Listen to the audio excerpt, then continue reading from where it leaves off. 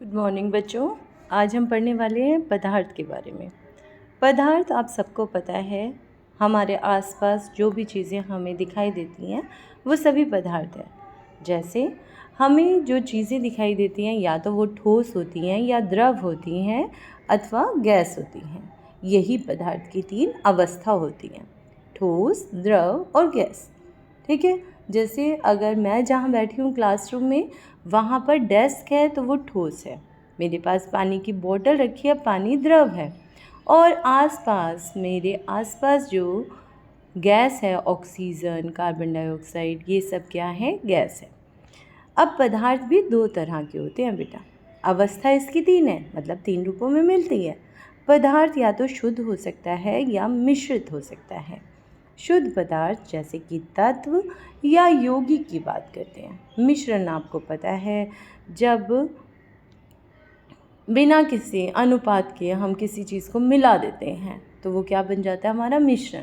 जैसे सिंपल सी बात है, घर में आपने 2 दालों को मिक्स कर दिया है ना, 2 डिफरेंट साइज़ के मोतियों को मिक्स कर दिया या कलर, अलग अलग कलर वाले मोती को मिक्स कर दिया, तो हम ये कहते हैं कि ये हमारे पास एक मिश्रण तैयार हो गया। ठीक है। दूध और पानी को मिला दिया तो वो भी क्या बन गया? मिश्रण। तो सबसे पहले हम पढ़ेंगे अब शुद्ध पदार्थ किसे कहते हैं। शुद्ध पदार्थ मतलब है एक ही प्रकार के कण से मिलकर बने होते हैं। शुद्ध पदार्थ एक ही प्रकार के कणों से मिलकर बने होते हैं। ठीक है। जैसे कि तत्व हो गया आपके पास तांबा, तांबे के कण सारे तांबे के हैं। चांदी के कण के अंदर चांदी का टुकड़ा लेंगे, सारे ही कण चांदी के हैं, उसके अंदर कुछ और मिक्स ही नहीं है। लोहा हो गया, ये सारे धातु भी कहलाते हैं, पता है ना हमें। इन सब में क्या है? बहुत सारे ऐसे गुण हैं, जैसे कि इनको पीट पीट कर चादर बनाई जा सकती है। सभी धातुओं को इनकी तन्यता होती है, इनके तार बन जाते हैं। तो तत्व में आ गया आपका धातु, जो बिल्कुल शुद्ध रूप है, उसमें कोई और कण शामिल ही नहीं है। दूसरा जो आया, अधातु भी आ गए, जैसे कि कार्बन, सल्फर, ऑक्सीजन। कार्बन को C से लिखा, सभी कण इसके अंदर कार्बन के हैं, है ना। सल्फर को S से लिखा, ऑक्सीजन को O से लिखा। O2 अगर हम गैस लिखते हैं तो सारी की सारी उसमें ऑक्सीजन है। 2 तरह के इसके अंदर परमाणु हैं और वो है ऑक्सीजन।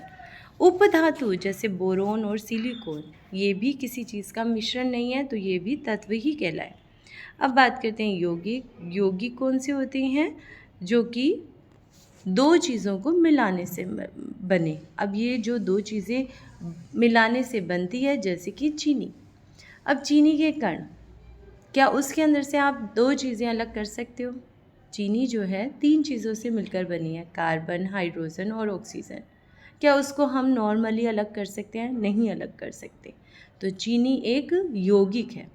मोटे मोटे तौर पर हम समझ लेते हैं, धातु तो वो हैं या तत्व वो हैं जिसके कण एक जैसे, अंदर कुछ और मिक्स ही नहीं है, सिर्फ अकेला वही है। चांदी है तो सारा एग ही है। यौगिक वो है जिसमें 2 या 2 से अधिक तत्व तो मिले हैं, लेकिन एक निश्चित अनुपात पे मिले हैं और उनको ऐसे आम भौतिक क्रिया के द्वारा अलग नहीं किया जा सकता। जबकि मिश्रण कौन से थे? मिश्रण वो थे जिन्हें आप अलग कर सकते हैं। जैसे कि दूध में से पानी निकाला जा सकता है, जैसे कि 2 अलग अलग, मैंने कहा था, मोती ले लिए, उनको आप अलग कर सकते हो चुनकर, है ना। ऐसे ही नमक में पानी या पानी में नमक डला हुआ है तो भी अलग हो सकता है। तो ये सब मिश्रण कहलाए थे। अब मिश्रण भी बेटा 2 तरह के थे, ऐसे मिश्रण जो बहुत अच्छे से मिल गए, जैसे मैंने अभी बताया दूध में पानी, है ना। और एक मैंने बताया मोती या 2 अलग अलग तरह की दालों को मिक्स कर दो, वो तो अलग अलग दिखाई देंगी, साइज़ के अकॉर्डिंग अलग दिखाई देंगी, कलर के अकॉर्डिंग अलग दिखाई देंगी। तो ऐसे मिश्रण जो कि अलग अलग दिखाई देते हैं, अच्छे से मिले हुए नहीं होते, जिसके कण बिल्कुल अलग दिखाई देते हैं, है ना, विजिबल होते हैं, उन्हें हम कहते हैं विषमांगी मिश्रण। और जो अच्छे से मिल जाते हैं उन्हें हम कहते हैं समांगी मिश्रण। समांगी मिश्रण बिल्कुल अच्छे से मिल गया, ये वास्तव में वास्तविक विलयन कहलाता है। विलयन मतलब एक ऐसा मिश्रण, एक ऐसा लिक्विड होता है ये जो पूरी तरह से अच्छे से मिला हुआ है। जैसे कि पानी में यदि मैं 1 चम्मच नमक डालूँ, 2 चम्मच नमक डालूँ और उसे अच्छे से मिला दूँ, तो क्या वो दिखाई देगा कि पानी में नमक है? नहीं दिखाई देगा। मैं 2 कांच के ग्लास लूँ, एक ग्लास के अंदर पानी और दूसरे ग्लास के अंदर मैं पानी और नमक डाल के आपको दे दूँ, तो आप देख कर नहीं बता सकते कि कौन सा नमकीन पानी है और कौन सा प्लेन पानी है। तो ऐसे मिश्रण को वास्तविक विलयन कहते हैं, पानी में चीनी और पानी में नमक। विषमांगी मिश्रण की यदि हम बात करते हैं, तो ऐसे मिश्रण जिसके अंदर कण, जब हम 2 चीज़ें मिला रहे हैं तो वो अलग अलग दिखाई दें। जैसे पानी में इस बार मैंने चौक डाल दिया, अब क्या हुआ, चौक को मैंने मिलाया, पानी गंदा सा हो गया, या पानी में मैंने मिट्टी डाल ली, ठीक है, अब वो बिल्कुल अलग नहीं, रंग ही अलग हो गया। थोड़ी देर बाद उसको रख दिया, तो क्या हुआ, पानी में से जो चौक था या पानी में जो मिट्टी थी वो नीचे बैठ गई ना। अच्छा, अब दूसरी साइड में लेती हूँ, पानी के अंदर मैंने 1 चम्मच दूध डाला 1 गिलास पानी के अंदर, अब क्या होगा, पानी थोड़ा दूधिया सा बन जाएगा। उसके बाद थोड़ा खाली छोड़ दूँगी तो पानी की एक परत ऊपर की तरफ दिखाई देगी, लेकिन बिल्कुल अलग दूध नहीं दिखाई देगा, वो नीचे जाके नहीं बैठेगा। तो इस हिसाब से तो मैम 2 तरह के ये तैयार हो गए विलयन, 2 तरह के मिश्रण तैयार हो गए। एक ऐसा जिसके अंदर कण नीचे बैठ रहे थे, एक ऐसा जिसमें कण नीचे तो नहीं बैठ रहे, लेकिन पानी और दूध के कण हमें थोड़े थोड़े अलग दिखाई दे रहे हैं। तो ऐसे मिश्रण को कहेंगे कोलाइड। क्या कहेंगे, कोलाइड। और दूसरा जिसके अंदर कण आपको बड़े बड़े दिखाई दे रहे थे, उन्हें हम कहते हैं निलंबन। ठीक है, अब कोलाइड के अंदर जैसे कि दूध, कोहरा, रक्त या रुधिर, ये क्या है, कोलाइड है। निलंबन में हमने रेत और पानी लिया।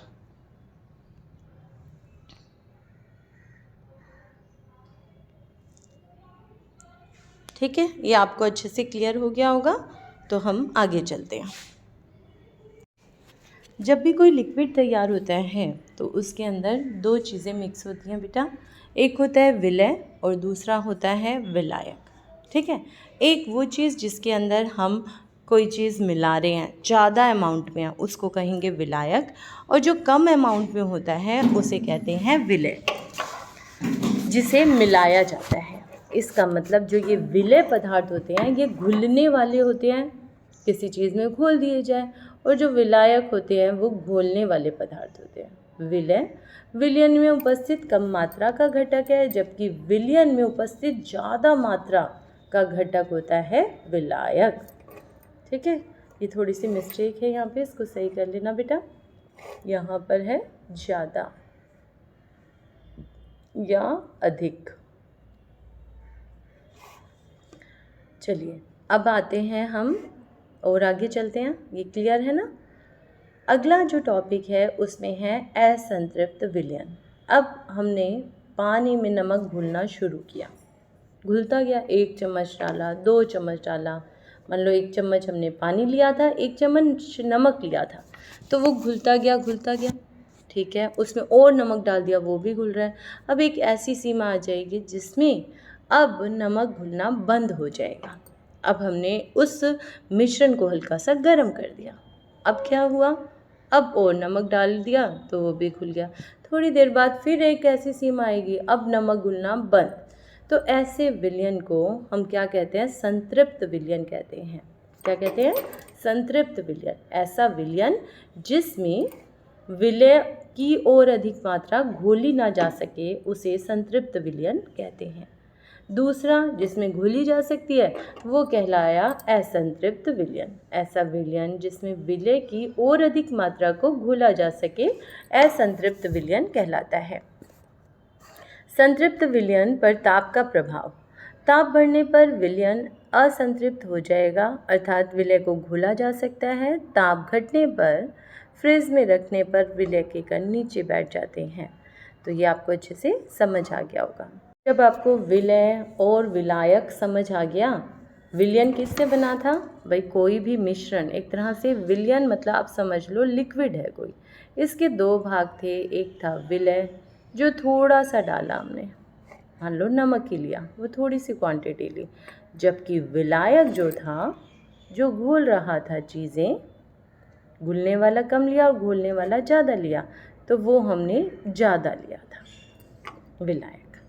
अब विलयन की सांद्रता अगर हमें निकालनी है, जो विलयन है इसकी सांद्रता निकालनी है, तो वास्तव में हम विलय जो कम मात्रा में है उसको ऊपर लेंगे और बटे में लेंगे ये जो ज़्यादा मात्रा में है, ठीक है, और गुना कर देंगे 100 से। देखिए जैसे कि क्वेश्चन दिया हुआ है, एक विलयन के 200 ग्राम विलायक जल में 50 ग्राम नमक विलय है, विलयन की सांद्रता ज्ञात करो। अब क्या करें?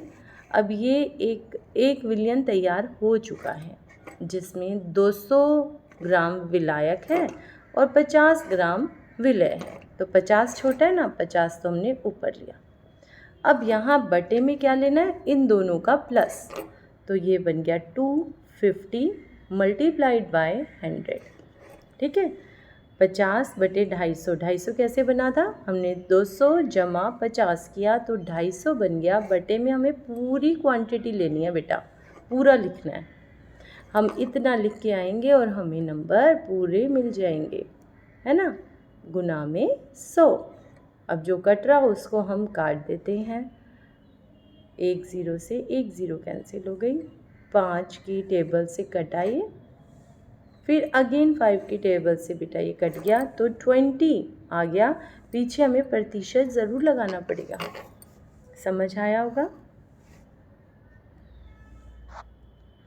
अगला क्वेश्चन देखिए, एक विलयन के 200 ml जल में, अब ml में दिया हुआ है 200 ml जल, यहाँ पर क्या दिया हुआ था? 200 ग्राम जल, यहाँ दिया हुआ है 200 ml जल, तब इसमें नमक विलय है और विलयन की सांद्रता ज्ञात करो। तो यहाँ पर हमें क्या करना है? यहाँ पर भी वैसे ही काटेंगे, लेकिन इस बार हम 200 ml जल को ही लेंगे। दोनों ही तरीके से इसको निकाल सकते थे। इसमें हमने आयतन लिया है बेटा, ml जब ले लेते हैं ना तो हम आयतन की बात कर रहे हैं। देखो जब ml ले लेते हैं, ग्राम नहीं लिखा हुआ, यहाँ ग्राम है और यहाँ ml है, तो हम 50 बटे 200 करेंगे, ना कि 50 बटे 250 करेंगे। तो आज के लिए इतना ही, कल दूसरी वीडियो अपलोड कर दूँगी, ज़रूर देख लीजिएगा। Thank you.